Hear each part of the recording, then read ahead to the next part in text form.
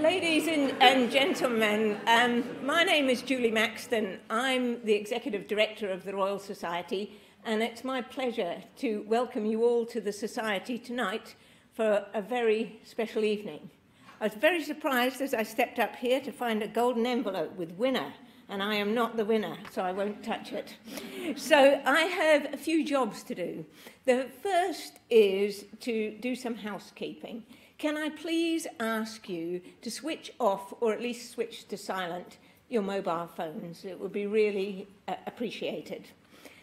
Secondly, I want to tell you that there is no planned fire alarm. So if you hear the fire alarm, which is loud, you can't possibly miss it, please do not run to this door, because this is a fake door.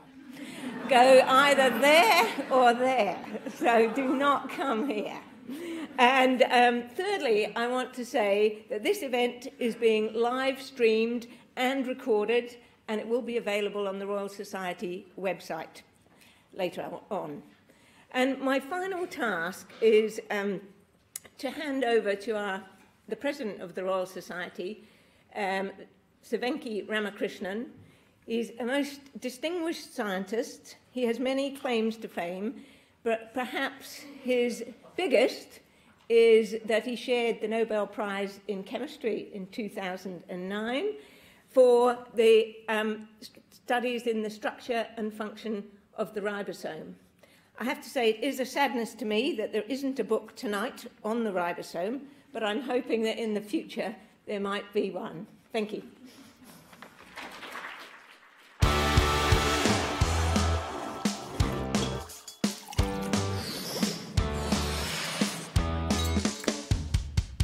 So,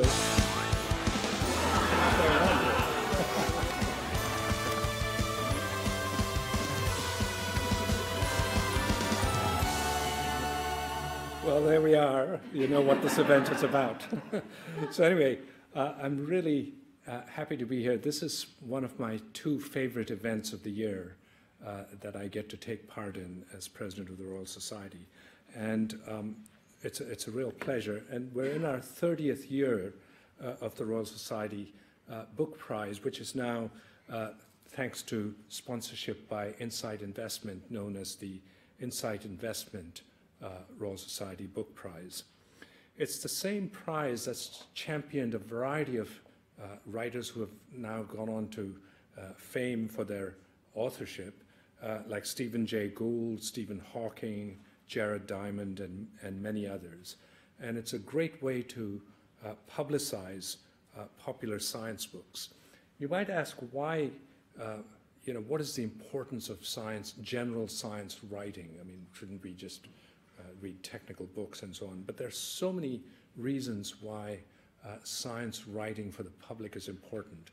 We still, even more than 50 years after C.P. Snow talked about the two cultures, we still live in that culture where there's a divide between people who do science and the public as a whole. And this is true even though today science permeates all of our lives. The pace of technology in science is such that it permeates our lives. And this means that decisions are made that affect us. And we need to know, at least roughly, what is the basis of these decisions. And we would never know that if we didn't understand the broad science behind it. Another more pragmatic reason is a lot of science is funded by taxpayers. And so it's our duty to communicate to the general public, what is our money being spent on? What is science actually doing, and what is it discovering? But let's not forget the fundamental reason. These are all sort of pragmatic reasons, but the fundamental reason is to be able to take part as humanity in the sort of thrill of science, the thrill of discovery and knowing about the world around us. There's simply no substitute for that. Now, it's not easy to take difficult or highly technical topics and make them accessible. And so it's a real credit to the ability of people who sort of take on this challenge and write for the general audience. I was struck that just a few years ago, there was a book about the Higgs boson. Now, the Higgs boson involves such abstract, fundamental, and difficult physics that the art of explaining that to the general public was an amazing challenge, and turned out to be a very readable book.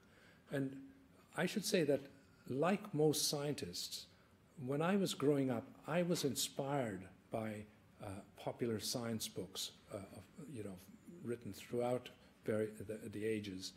And that's really what inspired me to become a scientist, apart from my teachers and others.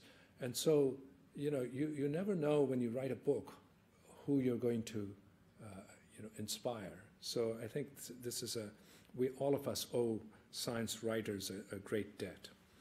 So there was a 30th anniversary video, 30th anniversary event celebrated this year. And we're going to see a short video where some of the attendees will talk about the importance of the prize and science writing. And we'd like to share that with you. Hi, I'm Dara Breen. I'm here at the British Library for the 30th anniversary celebration of the Royal Society Science Book Prize. There is truly great writing that is founded in these principles of science. What the Science Book Prize does is it brings great books and great stories, the best of the best, and displays them to the public in all their shining allure. I've judged them twice with over 100 books, and I enjoy that tremendously. It's a difficult business because by the time you start reading, you realise there are rather a lot of good books out there. To be shortlisted was amazing, but then to win. I was astonished to find myself on the shortlist. I felt deeply honoured. It certainly gave a legitimacy, I suppose, to my science writing. I mean, you really can't have more of a gravitas than winning a prize from the Royal Society. I think that storytelling is such an art, and you learn it off other storytellers, don't you? You learn it reading great books. Do you think that you, and you collectively scientists, have a responsibility to try to communicate science? I think you need to inspire and enthuse, and if I've managed to inspire and enthuse, then I'm happy. Science writing is the essential middle ground between the actual work of research and the understanding of the public, because science journals, by their nature, have to be technical, but that bridge from what they do has to be done by science communication. You take subjects which are a little bit niched and you humanise them, you add narrative, you bring them to a much wider audience. Science writing takes something that's incredibly exciting, that's full of adventure, exploration, curiosity, and brings it alive. It must be the case that learning about nature teaches us about ourselves and how we should behave. But the best science books, I think, make that connection.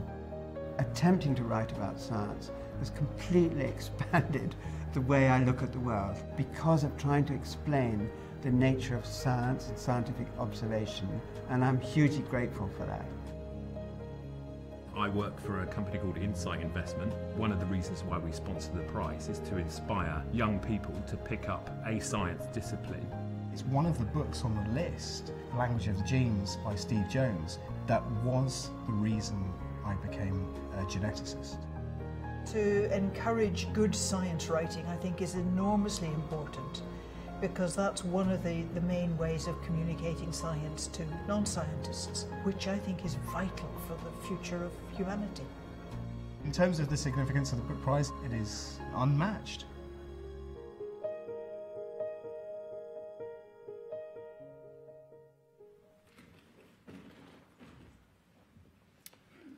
Well, that was very enjoyable. So I'd like to finally say I want to thank the judges. I just learned that they had to read 40 books, and then they had to read the shortlisted ones, multiple times. And it must have been, first of all, that alone is a feat that requires congratulations. In a day, we live in an age where, if we get through a blog or a Twitter feed, we consider, that's a lot of work. And to actually read long-form literature 140 of them in a sort of timely way. Fantastic. And they must have had, you know, an amazingly difficult job, because there are lots of good science books. And I should say, all of the people who were shortlisted here deserve congratulations, you know, just by the fact that they're here. So I'd like to thank the judges, and I just want to mention their names, and if at the end they could stand up, that would be great. So the chair of the judging panel is Richard Forty, and he's an award-winning writer and television presenter and paleontologist and a fellow of the Royal Society. And there's Sam Gilbert, who's the former Royal Society University Research Fellow and a senior research fellow at UCL's Institute for Cognitive Neuroscience. There's Naomi Alderman, who's an award-winning novelist and games writer. Claudia Hammond, who's a writer and presenter of BBC Radio 4's All in the Mind. And Shaminder Nahal, who's Channel 4's topical specialist factual commissioner. So if they could all stand so we can thank them with a round of applause.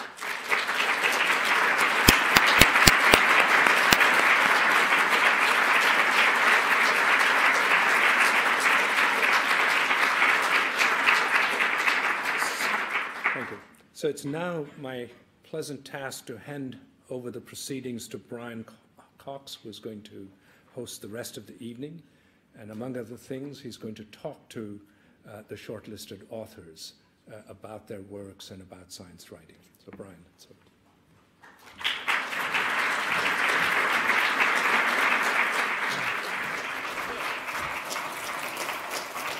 Thank you, Venki. I have to say that I think Higgs bosons are simpler than the ribosome. But there we are.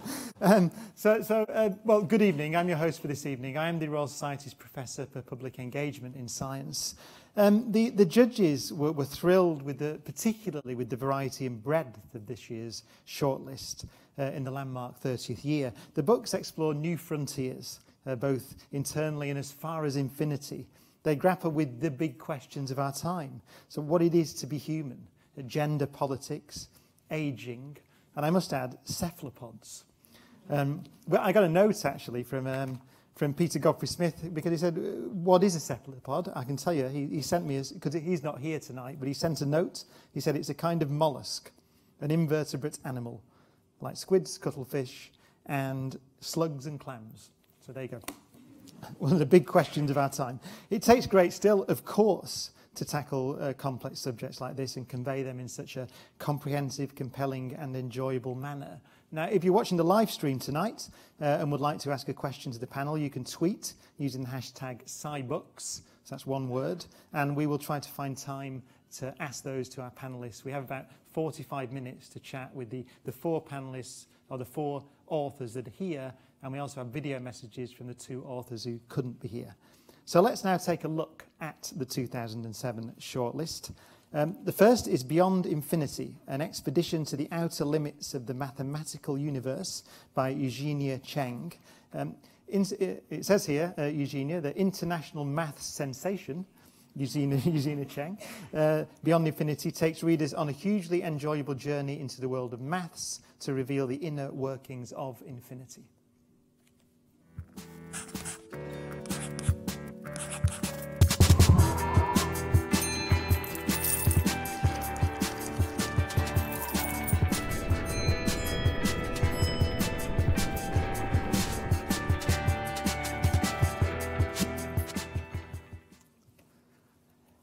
Testosterone Rex, Unmaking the Myths of Our Gendered Minds by Cordelia Fine. Cordelia Fine's explosive study of gender politics, Testosterone Rex, weighs up the latest evidence to debunk the myth that the inequality of the sexes is hardwired.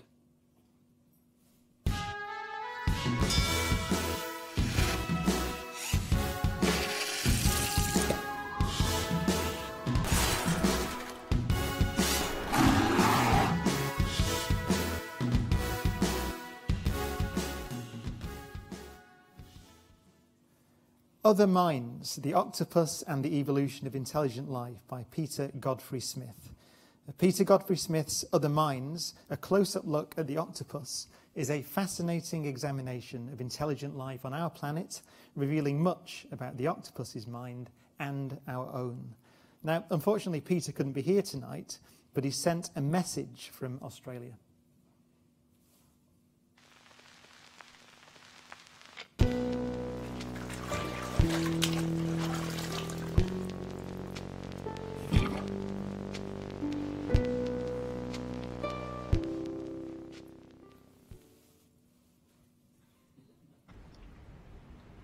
It's a great honour to have been shortlisted for this prize, and I'm very sorry I can't be there in London for this event.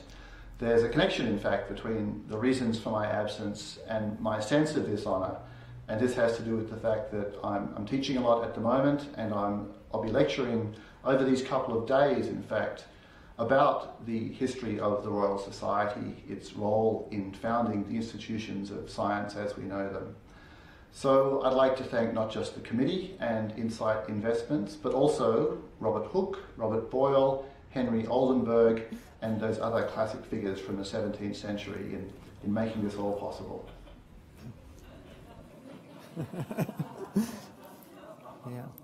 Yeah. In Pursuit of Memory, The Fight Against Alzheimer's by Joseph Gibelli. Joseph's In Pursuit of Memory explores the difficulty scientists face in finding a cure for Alzheimer's.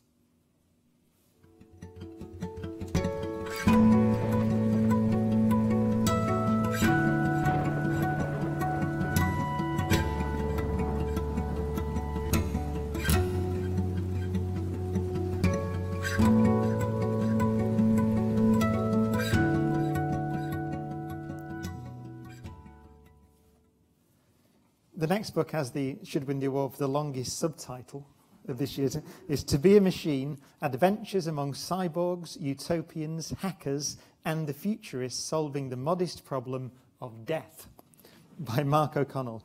Mark's To Be a Machine looks wryly at the age-old human quest to live longer and better, and the latest fixes in the transhumanism community, from exosuits to cryogenics.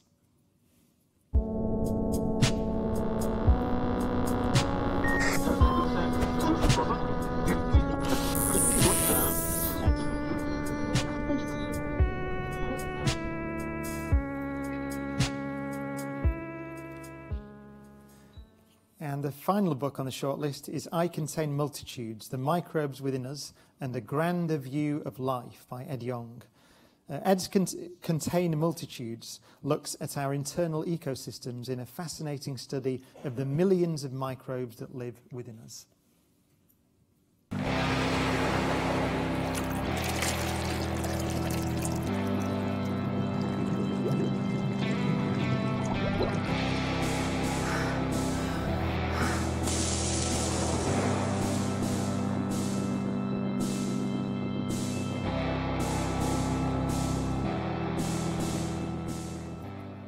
Now, unfortunately, Ed is also unable to be with us tonight, but he sent a message from New York.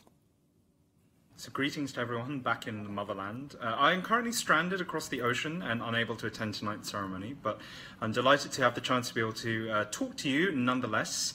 I Contain Multitudes is a book about microbes, and microbes are the ultimate underdogs. They are invisible but omnipresent, they're neglected but influential, they are feared but they are vital.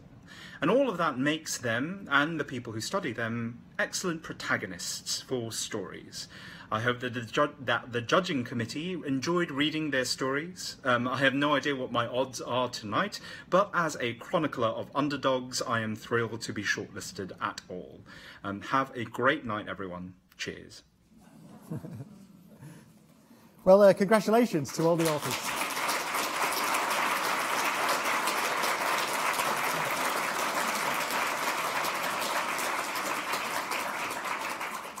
Now, we thought it would be a good idea to have a more extended chat with the authors. Anyone who, I can't speak, anyone who was here last year would have remembered that this went on for about 4 minutes, which meant that everybody had about 30 seconds to discuss their book.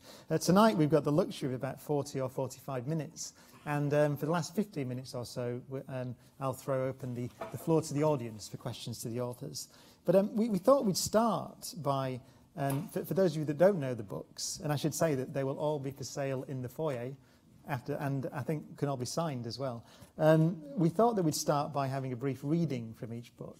So perhaps I could start with you, Eugenia, to read for about, it says here 1 or 2 minutes. I don't know how much you plan to read for. But We've got us to read for a minute. Yeah, okay. Hello, everyone. Thank you very much for coming. Mathematics suffers a strange burden of being required to be useful. This is not a burden placed on poetry or music or football. If you ask me what all this is useful for, I could answer by saying it helps us generate electricity, make phone calls, build bridges, roads, aeroplanes, provide water to cities, develop medicines, save lives. But this doesn't mean it's useful for you to think about it, only that it's useful to you that somebody else thought about it. It's not why I think about it, and not why I most want to tell this story. You can get by perfectly well in life without understanding anything more about infinity than you did when you were 5 years old. But for me, the usefulness of mathematics isn't about whether you need it to get by in life or not. It's about how mathematical thinking and mathematical investigation sheds light on our thought processes. It's about taking a step back from something to get a better overview. Flying higher up in the sky enables us to travel further and faster.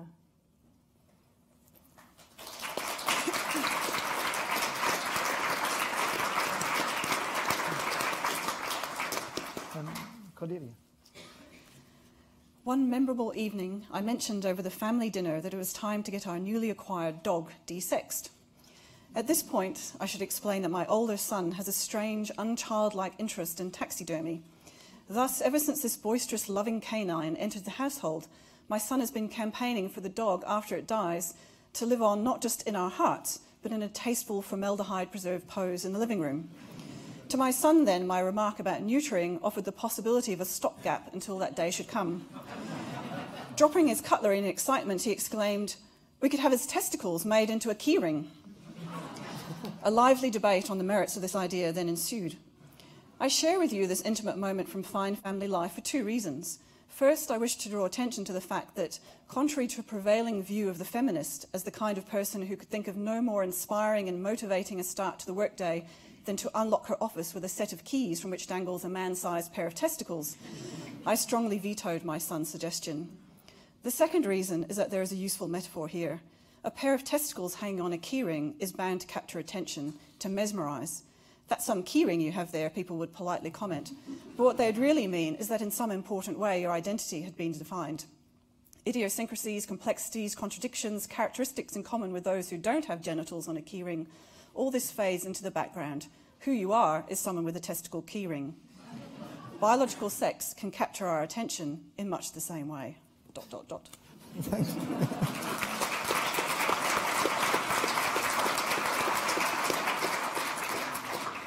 Well, and now we have a reading on video of Other Minds from Peter Godfrey Smith. Late one summer afternoon, I swam down on scuba to a favoured place, a den where I've seen many giant cuttlefish. The cuttlefish was there. He was medium-sized, probably male, and even from some distance I could see that he had intense colours. He did not mind my arrival, but was not watchful or curious. He was very still. As I watched, I realised that his colours were changing in a concerted way, and changing in more ways than I could track. It reminded me of music, of chords changing amid and over each other. He would shift several colours in sequence or together, I was not noticing which, and end up with a new pattern, a new combination, which might stay still for a while or immediately start shifting into another. He looked out into the darkening sea where yellow-green seaweed was waving. He kept moving through his chords.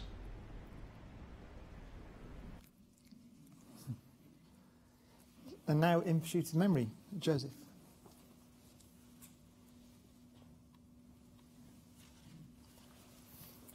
When I was 12 years old, my grandfather began to act strangely. I had known Abbas Jabeli as a self-effacing man, whose strong sense of family frequently carried him from volatile Iran to our quiet streets in Bristol, England. He used to arrive with suitcases filled with pistachio nuts and Persian sweets, smiling until the corner of his eyes wrinkled as he handed us our gifts. It started with inexplicable walks. When he was visiting, he'd leave the dinner table and then we would find him, half an hour later, aimlessly wandering the neighbourhood. "Please stop doing that," my father would say. "Bebakshid, forgive me," was all Abbas ever replied in his native Farsi. His bright smiles were gradually replaced by a fearful, withdrawn expression, as if he'd lost something irreplaceable. Before long, he didn't recognise his own family. Something indefinably peculiar had happened to him.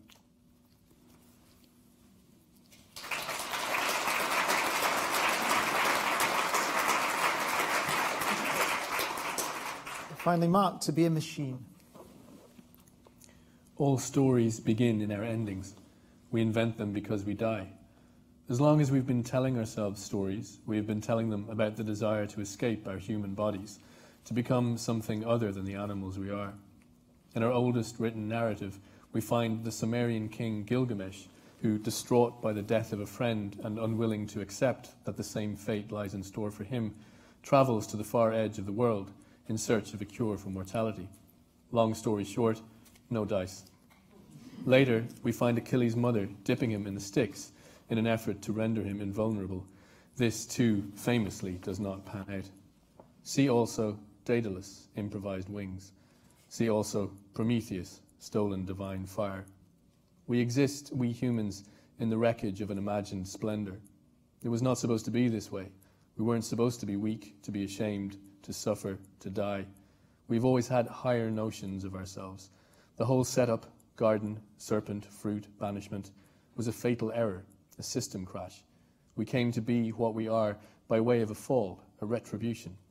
This at least is one version of the story, the Christian story, the Western story, the point of which on some level is to explain ourselves, to account for why it's such a raw deal, this unnatural nature of ours. A man, wrote Emerson, is a god in ruins.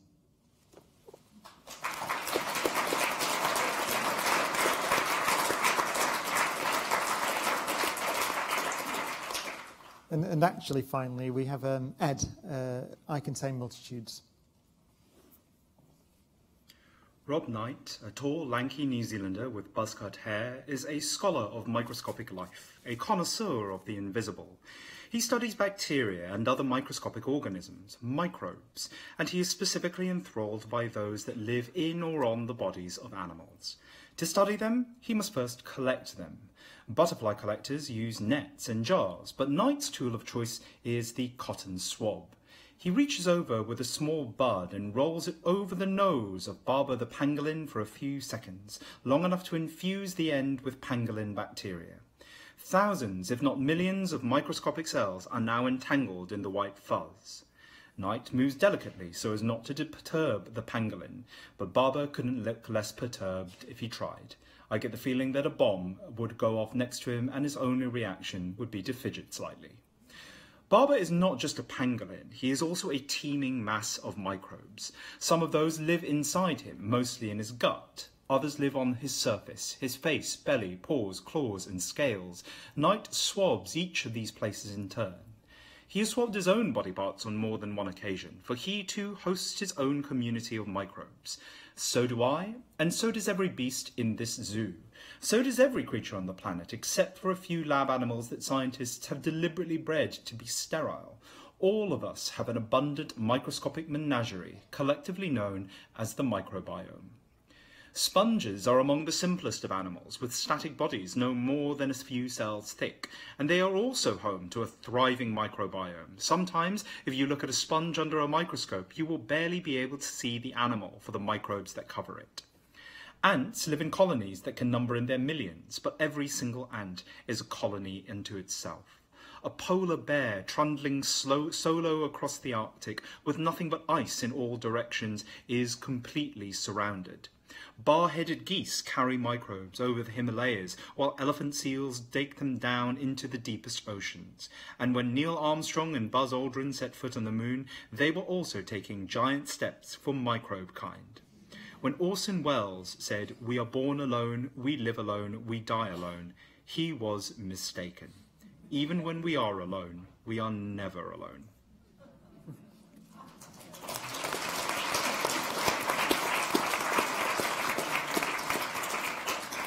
Now, I thought I'd start by asking each of you what the inspiration was for, not only actually for writing your book, but the inspiration for wanting to write about science. And I thought I'd start with you, Mark, because you're unique this year on the shortlist in that you're not now a professional scientist. You're an essayist, a literary critic, a journalist. So what was it that attracted you to writing a science book? Well, you're right. I mean, I'm not only not a professional science, but basically a complete ignoramus when it comes to science. So, yeah, everything I know about science is in this book. And I've forgotten some of it already. But, yeah, I mean, I'm just, as a writer and as a person, I'm just really interested in, I guess, to use the cliche, the big questions. And I'm particularly fascinated by, as I kind of suggested in that extract that I read, why it is so difficult for us to accept our sort of basic human nature, why it's so difficult for us to accept the fact that we die specifically. And so I'm sort of furthermore fascinated by these big sort of Promethean efforts to transcend that. And this book, this topic was a golden opportunity to address those things. It's interesting that, I suppose that's one of the motivations for much literature, music, arts, you know, this idea of death. So what attracted you to science as a way to answer those eternal questions? Well, for me, the kind of science, or in many cases actually pseudoscience, that I'm looking at in this book is a kind of a continuation of these ancient religious kind of impulses. And I'm really fascinated by the way in which science, or in particular technology, has kind of come to occupy the sort of the vacuum that's been created by the absence in the West of these sort of larger religious narratives. And so that's kind of what I'm looking at in the book, is how this has kind of become a religion. Yeah. Joseph, turn to you. I mean, you actually explained quite movingly the obvious inspiration for your book, your grandfather, but also you're a neuroscientist. So how did you come to be a neuroscientist and then decide to write this book, which sounds quite reflective at the beginning? Yeah, so I mean, as I read, my initial interest in this area was from being a patient relative, from seeing my grandfather go through the process of Alzheimer's, a process that now millions of people around the world are witnessing. And so as I became interested in the brain and neuroscience, I think that early experience with my grandfather and seeing the illness in our family sort of acted as a catalyst for me then going more towards Alzheimer's research. And then sort of as a researcher pottering around in the lab doing lots of experiments with cells and genes and things, I realized actually, you know, there's not really a book out there that just describes what Alzheimer's is and how it affects people's lives. So in many ways I wrote the book because it was the book I sort of wanted as a teenager going through this experience with my grandfather. And this is your first book, isn't it? That's right, yeah. So unlike you're a professional writer, how did you find that process of going from a research scientist to say, right, I'm going to write a book? Yeah, no, it's definitely a learning curve. I think, you know, scientists, we spend so much time writing grant proposals and yes, it's sort of, you know, I think the key to good science writing is making it as accessible as you can, and it also makes you a better scientist. I think if you can convey something in an accessible way to the public, you understand it better yourself. And so throughout my scientific training, I was always writing popular science articles for different outlets. And so I sort of had a build up to it, and I realized that this is something that I think needs to be written. Yeah. Cordelia, so your book was described as explosive. so it's allegedly, or it is, I suppose, a controversial area. So what attracted you to that? Yeah, I think you can't write a book about the science of sex and gender and think, yep, you know, finish the last word and say, yeah, I think everyone will agree with this. I mean, it can be a very polarizing issue. So I suppose in a way the interest in writing it came from, I'm an academic, I was in the psychology department and then the business school, and looking at how scientific models were changing, whether it was to do with evolution, whether it's to do with hormone behaviour relations, whether it's to do with how the biological components of sex influence the brain, or even psychology, understanding the kind of shape and patterns of differences between the sexes. And you know, these are really exciting developments. I mean, things have changed since the last century, and I wanted to write a book that kind of explained that evolution of the science and related it to the debates that we continue to have today about, you know, in gender politics, around, you know, gendered toy marketing, around, you know, is there too much testosterone on Wall Street, all these kinds of debates that we have, and see what the science has to say about it and how the science is changing. Yes, I suppose one of those areas, it's almost like climate change or something like that, where there's a political element to it, and everybody has a strong opinion virtually about it. Did that attract you to it, or make you think twice about the subject? Look, I think I fell into this subject really by accident. I mean, it started with my second book, Delusions of Gender, where I was reading a parenting book, not as an academic, but as a parent. Sort of, I read books and I say to my children, you know, go away, mummy's learning how to be a better parent. And one of the books that I read was making claims about hardwired sex differences in the brain, and I was really curious because it mentioned part of the brain that I'd studied as my PhD at the Institute of Cognitive Neuroscience here at UCL, and people, you know, nobody mentioned sex differences then, I'll go and have a look. And I was really shocked at the disconnection between what the science said and what this popular book was writing, and that's really how I became fascinated in the issue of how there's so much misrepresentation in the popular science literature of what the science says about sex differences. And for me, that was really the motivation for what has now been sort of 2 books, kind of taking a close look at the science.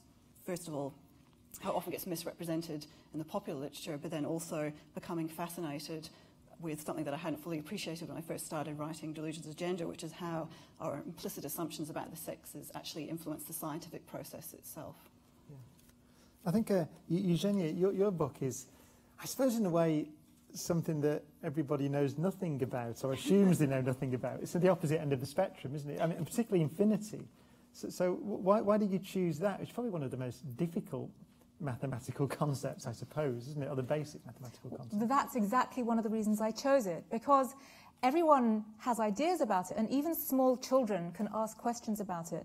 And parents quite often come up to me very worried because their child has asked them what infinity is and they don't know what to answer. And yet, children can think about infinity, and it took mathematicians thousands of years to pin down what it really was. Because if you just follow your intuition about it, the logic doesn't hold up. And unfortunately, there are a lot of things in the world at the moment where people follow their intuition and the logic doesn't hold up.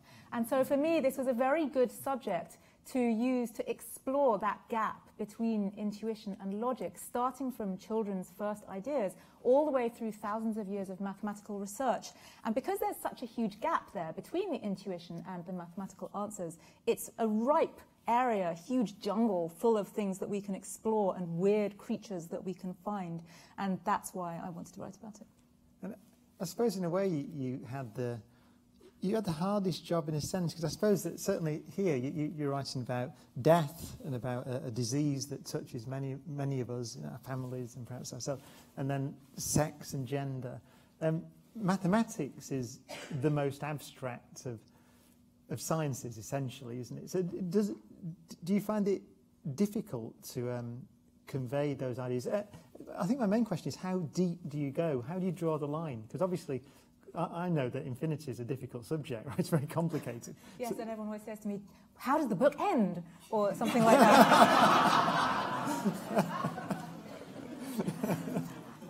I don't know. I mean, thank you. I love to think that I had a difficult job and hopefully I did it well. And often people say to me, oh, you must be really intelligent, you're a mathematician. And I love that idea. But we're all good at different things, right? And I really believe it's important to find the things that you're good at and see how you can make the best use of them to help the world.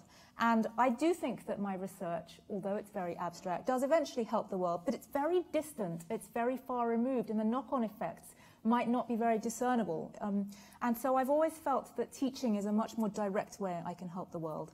And I realized that among research mathematicians, I'm slightly abnormal in my enthusiasm for explaining maths to non-mathematicians. And because there aren't so many of us who really enjoy doing it, I felt that it was really a responsibility that I should take on. Because if I don't teach calculus to undergraduates in university, someone else will teach calculus to undergraduates in university, and thank goodness that they do. But if if I didn't go and explain very abstract mathematics to a broad audience, it wasn't clear that so many people would take that on. And so I felt a huge responsibility to do that, to help the world in the best way that I could.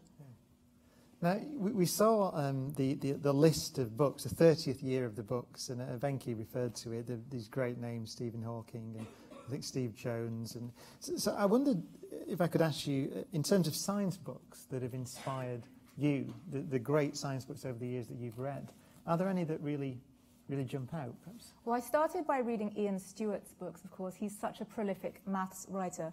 But the book that really, and obviously Stephen Hawking's book, Brief History of Time, but Douglas Hofstadter's book, Gödel, Escher, Bach, completely blew my mind. It was very difficult. I read it when I was 16, and I was taking A-levels, and I read it, and I just was amazed. I loved the way that he writes dialogues at the beginning of each chapter that don't actually directly explain the abstract concepts, but they encapsulate the abstract concepts in the very structure of the dialogue itself. And that was something that inspired me, that you can explain something by demonstrating it rather than by explaining it bit by bit. And that stuck with me, and I try to keep that in mind all the way through when I was writing both of my books. Yeah, I must say, I read that book when I was 16 or 17, and it almost turned me into a mathematician, but not quite. And I tried to explain Gödel's theorem, actually, once in about 5 minutes to my tutorial group in physics, and failed. Can you do it in 1 minute? Can you explain Gödel's theorem? It says that any mathematical system that is sufficiently expressive is doomed to be unable to prove everything in it. As long as it can reference itself. So as soon as you start doing self-reference, you get stuck in a loop that you can't get out of. I think that's my PhD supervisor, Martin Highlander, sitting right there. Cordelia.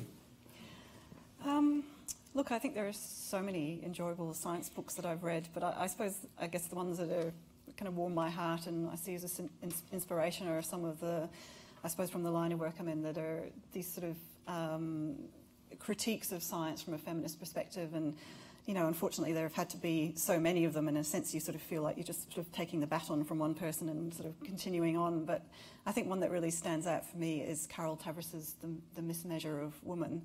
And I think it's such a sort of, wonderful debunking of the stereotype of feminists as being humorless because it's such a funny book and yet has so many serious points in it. Joseph? Oh gosh, where to begin?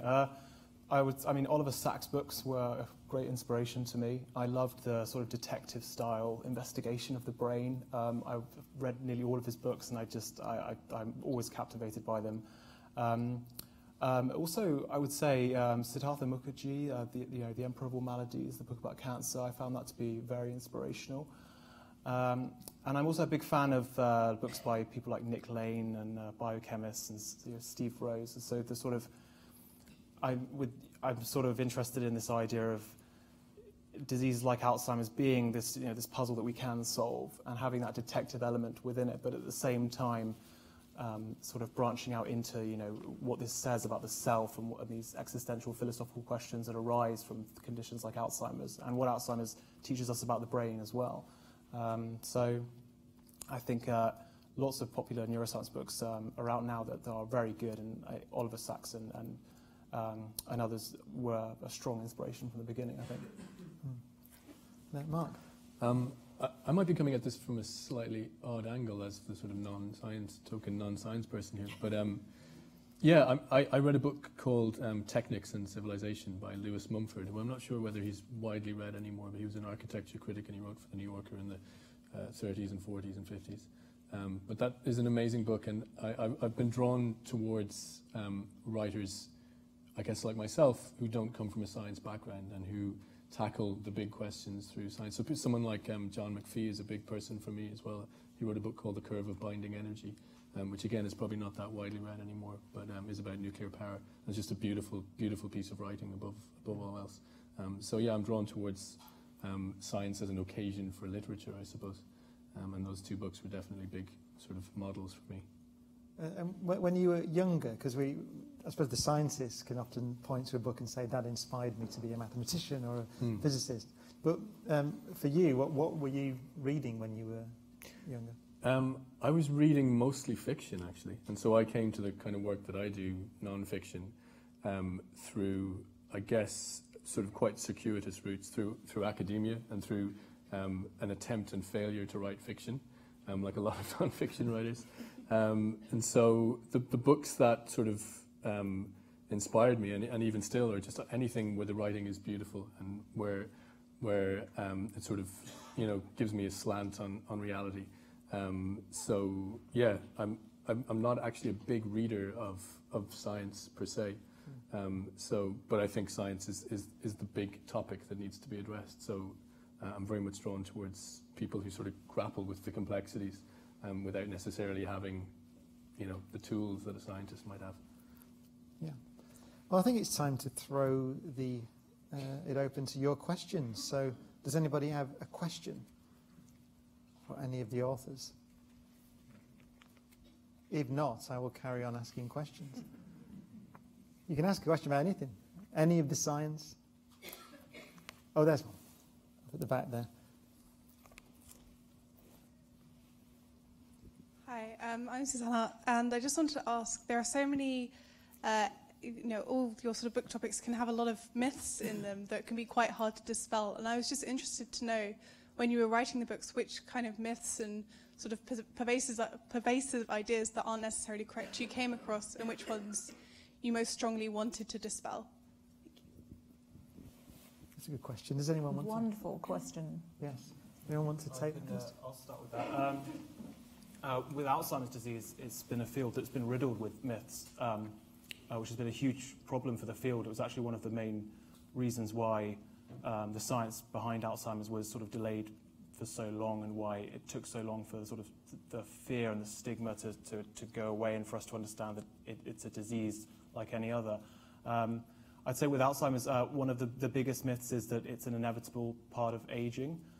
For a long time, people would say this is just what happens when you get older, without realizing that it's not an inevitable part of aging. It's a disease process. Scientists figured that out in the 70s and 80s. And that it's, that it only affects old people as well. I would say was another myth I came across a lot. A lot of the patients I interviewed for the book were people with early onset Alzheimer's. People who get Alzheimer's in their 50s, 40s, and even 30s. And these are truly astonishingly brave people, because they're actually informing a lot of the research now into the more common late onset Alzheimer's disease, because a lot of them have a genetic mutation which predisposes them to Alzheimer's. So there are sort of, I think, the main thing was, for me, was this idea of sort of just trying to move people away from this idea that it's aging and that there's nothing we can do about it, and saying, actually, no, aging is the strongest risk factor, but the strongest risk factor for cancer is aging as well. And so we've had to sort of there's sort of had to be a societal shift as well to get our focus on this problem. And so for me, there was sort of lots of myths around aging and memory loss when sort of trying to tackle the book. There are plenty of myths about maths, and one of them that I really wanted to dispel is the idea that maths is all about getting the right answer. And that's not true at all. And what I try to encapsulate in my book is that maths is more of a journey, and it's more about investigating what worlds you can build that will produce different answers. And that's what infinity is about, because there isn't just one answer for what infinity is. There are a lot of different possible interpretations where you can dream up this fantasy world, or you can dream up this world, and you can dream up this world.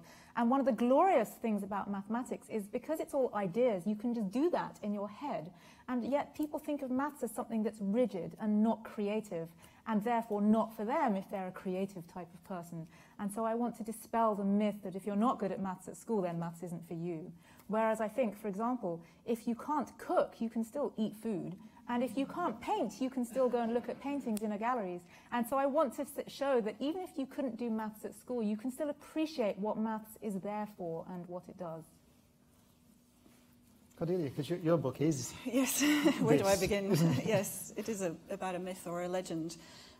Yes, and this book is really focused on one aspect of sort of public understanding about sex differences, which is to do with the idea of risk-taking and competition being kind of essential masculine traits.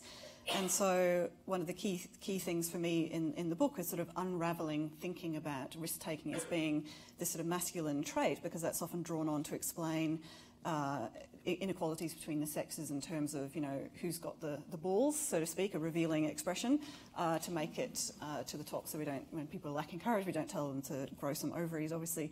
And so one of the things that I do in the book is talk about how, you know, behavioural science has been unpicking this idea of risk-taking as being a kind of masculine personality trait. So one myth is that, you know, you're either a risk taker or you're risk averse or you're somewhere in between.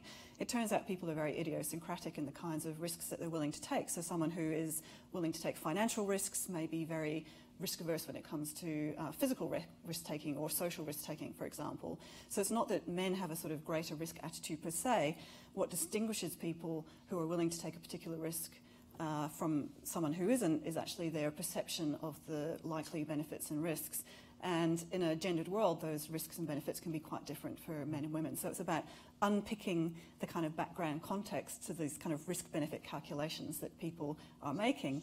And of course, once you start to do that in a more sophisticated way, rather than saying, well, men are risk-taking and women are risk-averse, questions like, or answers like, well, it must be the testosterone, start to become a bit less satisfactory, because, you know, what kind of risk taker do you expect someone with high testosterone to be? Is it someone who buys stocks with high risks and high returns, or is it someone who jumps out of a plane, or is it someone who's the first person to dance on the floor at a party, right? So it's complicating these compelling and plausible but unsatisfactory kinds of answers. Yes. Would you like to comment?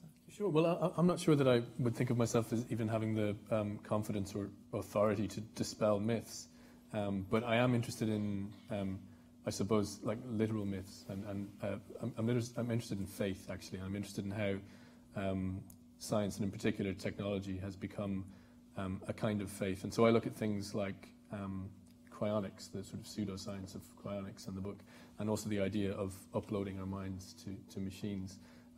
And of how we've kind of placed this, I say we, quite a small but quite influential sector of really Silicon Valley has placed this quite extreme faith in the idea of technology as something that will allow us to transcend the kind of very stuff of our human being. And so I'm never really doing anything as straightforward as dispelling that as a myth, again, probably because I'm not a scientist, but I'm interested in exploring it and what it says about us and our faith in general as a society in technology. I think there was another question over there, wasn't there, as well? Was there? Was there only one? Okay, Benki's got a question. And then I'd like to hear from the writers about the process of writing, because you know, you start with an idea and you have a blank screen in front of you, and how do you sort of manage writing? And especially some of you, for example, you're a professional scientist, and you have to do your experiments, and then you have to write this book on the side. How do you sort of manage it? Do you write in blocks? Do you write a little bit every day? You know, it'd be interesting to see to hear about how this works. So, gosh, yeah. The writing process for me, I mean, I think it's different for everyone, but for me, as I said earlier, it very much helped me understand the science and the research. And throughout my studies, and I was always sort of trying to make the science as understandable as possible, and I found the best outlet for that was to conveying it to the public. I suppose in terms of the writing process, it was definitely a learning curve. I think, you know, writing is very much a craft. I think a lot of it's very much based, for me, on writing and rewriting, but then also, you know, I say in the book that a lot of the times as a scientist, you're in a lab and you end up sort of getting a kind of tunnel vision because you're so focused on your own particular area of research. And this is so true in neuroscience in particular, because, you know, I mean, I was studying, you know, a particular type of immune cell in the brain and a particular protein. And so once you sort of zoom into that level, there's a sort of strange paradox in that you then sort of forget or are kind of strangely not aware of all these other things going on. And so I found that the writing process for me was not only cathartic in terms of talking about my grandfather and the experience of Alzheimer's in our family, but also it was very useful for me to sort of be able to sort of take a step back from the nitty-gritties of working in a lab and actually say, you know, how does this affect people's lives? And so I'd never really been exposed to that many patients at this point as well. So going out and meeting all these different families and these different patients, it was, again, I think it sort of went full circle, and then in the sense that my writing became more alive and got better as I went out of the lab and met all these other people. But in terms of sort of, you know, the sort of dividing between time, I mean, it's never easy, basically. But I think if you're passionate about your subject, then you'll just keep doing it, basically. I mean, I was writing at all hours, wherever I could. And I think that's the key. I think the key is just to be as passionate as you can about a subject. We've only got a couple of minutes left, so maybe, unless someone's got a burning answer to that, we could just squeeze one more question in. I love going to parties, and so I love meeting people who aren't mathematicians. I spent a lot of my life going to parties and talking to non-mathematicians about maths, so I feel like I've had a lot of practice developing ways of talking about maths to non-mathematicians. And now I teach at the School of the Art Institute of Chicago, and I teach art students. So all of my teaching is to non-mathematicians. I feel like I've just spent a long time workshopping, oh, that's a terrible verb, sorry, practicing, explaining, so that when I sit down to write, I just pretend that I'm at a party having a chat with someone. And one of the favorite things that people have said to me is that they think that when they read my books, they feel like they're at a party having a chat with me. And that's exactly what I imagine when I'm writing, so I'm just glad if people feel like that. Do people come to ask you questions at parties, or do you go and start talking to them about that? Well, I try not to stuff maths down people's throats, but people say, you know, what do you do? And then I say, oh, I'm a mathematician. And they go, oh, do you mean you're an accountant? And I go, well, no. And then it kind of goes from there. I think, well, let's just try and very quickly then, because you had a question, didn't you? Was it? Oh, you don't? You changed your mind now? Okay. Oh, you do? If the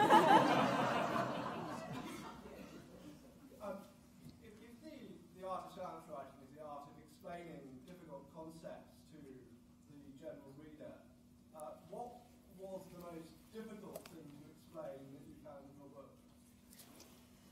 I have a vivid memory of this. So one of the chapters of my book is about changing thinking about how the genetic and hormonal components of sex influence brain development, so sexual differentiation of the brain. And my mother said to me, look, you need to have a joke or something in here to break it up. And I was racking my brain, and I could not think of a joke to do with sexual differentiation of the brain. I just couldn't manage it. So, yeah, that was one of the harder moments for me, and you know, to the readers too, understandably, because I just couldn't manage to provide that kind of comedy break in that section of the book, for which I apologise. But yeah, I think also when you're an academic, switching, you know, you have this sort of tedious academic style that you have to write in, and then sort of to switch over, I don't know if Joseph, if you found this, but to sort of switch over into a very different style. And I think there is definitely something about writing in an accessible way that forces clarity in your own mind in a way that sometimes strangely academic writing doesn't, but sometimes making that switch can be quite difficult. Do you have the opposite, do you feel the opposite problem in that if you're trying to grapple with an extremely complex idea, you have to learn it yourself. You're not writing about your subject particularly. Yeah, I mean, that was a real difficulty for me in writing the book, particularly in reporting the book.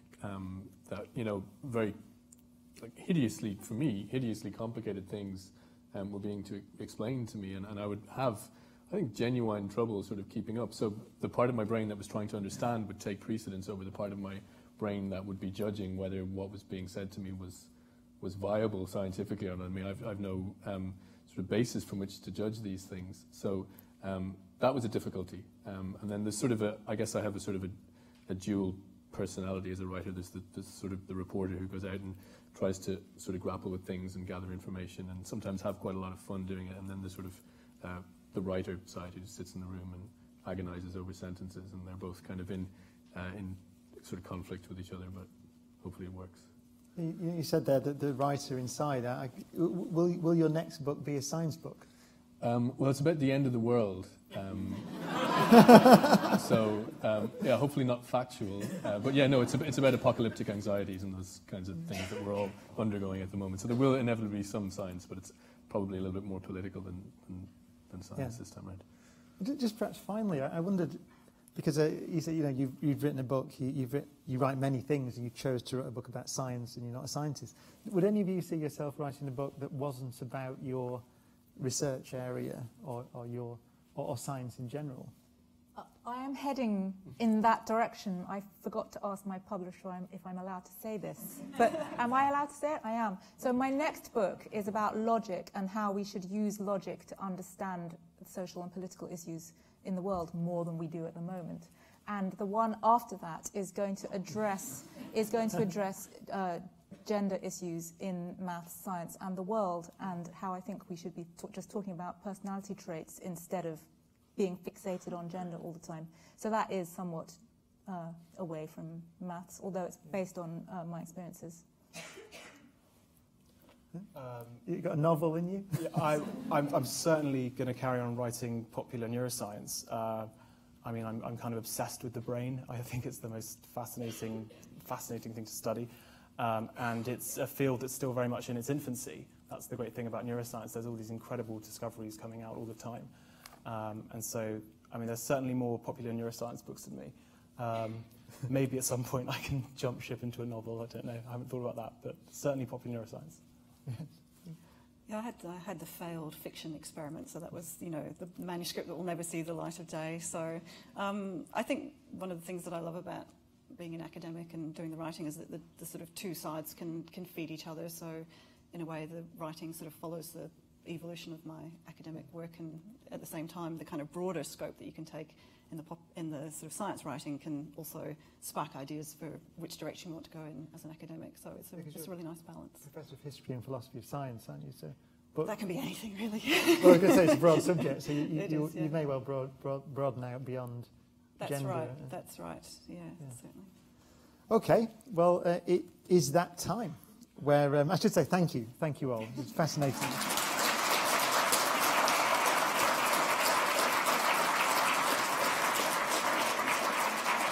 So, to announce the winner, which I hope isn't La La Land, I'll invite back onto the stage Sir Venki Ramakrishnan, President of the Royal Society, and David Chellu, who's the Global Head of Marketing at Insight Investment and our prize sponsor.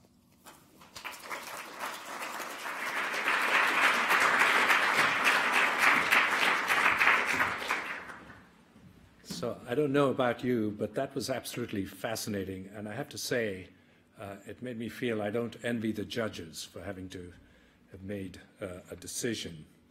So fortunately, I don't know who the winner is, so this is just as exciting a moment for me. As I open the envelope, it's Cordelia Fine for testosterone.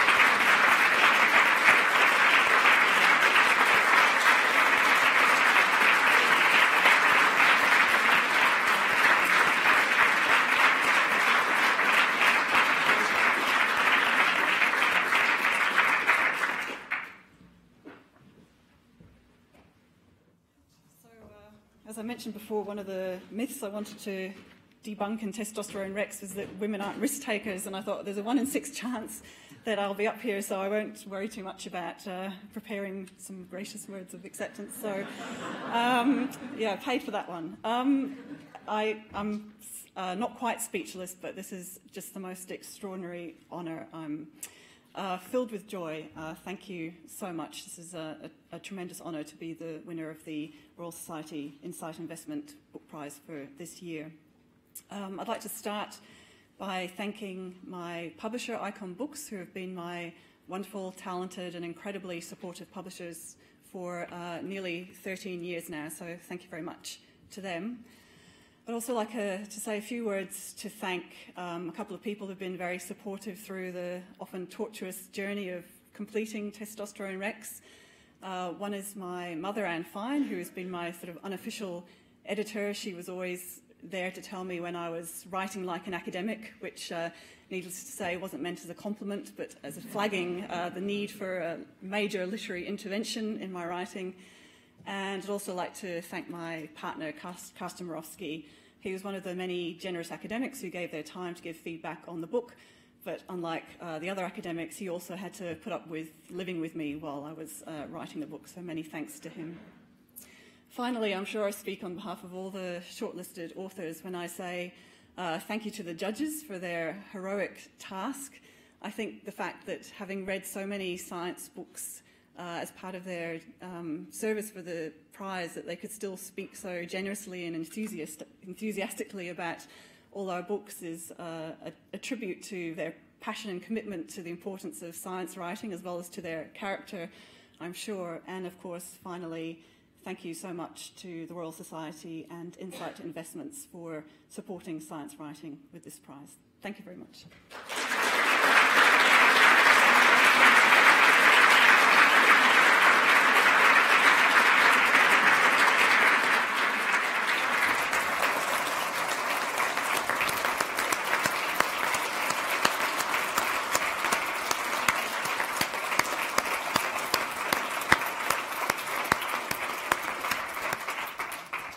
Well, it just remains for me to thank you all for coming and listening and participating in that discussion. Thank you to the authors. I also want to add my thanks to Insight Investment. It's a vitally important thing, I think, this prize for science and science writing in general, and it's wonderful that you support it every year. So thank you, David. Thank you to the Royal Society. It is time now to make your way out to the back of the lecture hall. The books, as I mentioned earlier, so jokingly, but they are actually for sale in the foyer, and there will be book signings in the Marble Hall as well. And finally, we hope to see you all again next year. But thank you for coming.